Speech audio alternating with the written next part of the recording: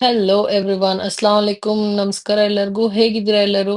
ಇವತ್ತು ಮನೆಯಲ್ಲೇ ತಂದೂರಿ ಚಿಕನ್ ಮಾಡೋಣ. ವಿತೌಟ್ ತಂದೂರ್ ಮಾಡ್ತಾ ಇದೀವಿ. ಗ್ರಿಲ್ ಪ್ಯಾನ್ ಅಲ್ಲಿ ಇದನ್ನ ಗ್ರಿಲ್ ಮಾಡ್ಕೋತೀನಿ ನಾನು.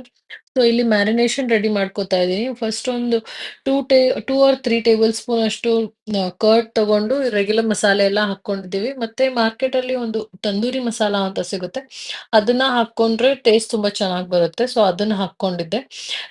ಜನರಲಿ ನಾವು ಆಚೆ ತಿನ್ನೋ ತಂದೂರಿ ಮಸಾಲ ಅಲ್ಲಿ ತಂದೂರಿ ಚಿಕನ್ ಇಲ್ಲ ತಂದೂರಿ ಪನೀರ್ ನೀವೇನ್ ತಗೊಂಡ್ರು ಅದರಲ್ಲಿ ಫುಡ್ ಕಲರ್ ಯೂಸ್ ಮಾಡಿರ್ತಾರೆ. ನಾನು ಅದನ್ನ ಅವಾಯ್ಡ್ ಮಾಡಿದ್ದೀನಿ.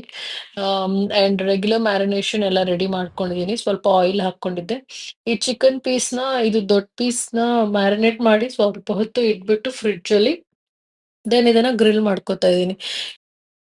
ಇದನ್ನ ರೆಗ್ಯುಲರ್ ತವಾಲ್ ಕೂಡ ಮಾಡ್ಕೋಬಹುದು. ಇದು ಸೇಮ್ ಪ್ರಾಸೆಸ್ಸೇ. ಬಟ್ ಗ್ರಿಲ್ ಮಾರ್ಕ್ಸ್ ತುಂಬಾ ಚೆನ್ನಾಗಿ ಕಾಣುತ್ತೆ ಅಂತ ನಾನು ಈ ತವಾ ಯೂಸ್ ಮಾಡಿದ್ದೀನಿ.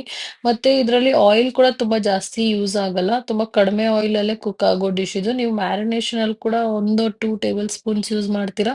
ಮತ್ತೆ ಇಲ್ಲಿ ಕುಕ್ ಆಗಕ್ ಕೂಡ ಸ್ಟಿಕ್ ಆಗಬಾರ್ದು ಅಂತ ಒಂದ್ ಸ್ವಲ್ಪ ಯೂಸ್ ಮಾಡ್ತೀವಿ ಅಷ್ಟೇ.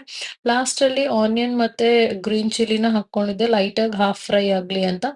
ಅಂಡ್ ಸ್ಮೋಕಿ ಫ್ಲೇವರ್ ಬರಕ್ಕೆ ಸ್ಮೋಕ್ ಅದರಲ್ಲಿ ಇನ್ಫ್ಯೂಸ್ ಮಾಡ್ತಾ ಇದ್ದೀನಿ. ಸ್ಮೋಕಿ ಫ್ಲೇವರ್ ತುಂಬಾ ಚೆನ್ನಾಗಿತ್ತು. ಇದನ್ನ ಟ್ರೈ ಮಾಡಿ. ತುಂಬಾ ಈಸಿ ರೆಸಿಪಿ. ಒಂದು ಮ್ಯಾರಿನೇಷನ್ ಅಲ್ಲಿ ಟೈಮ್ ತಗೊಳುತ್ತೆ ಅಷ್ಟೇ. ಇಷ್ಟ ಆಗಿದ್ರೆ ಲೈಕ್ ಮಾಡಿ, ಶೇರ್ ಮಾಡಿ, ಕಮೆಂಟ್ ಮಾಡಿ. Thank you so much for watching my videos. Thank you.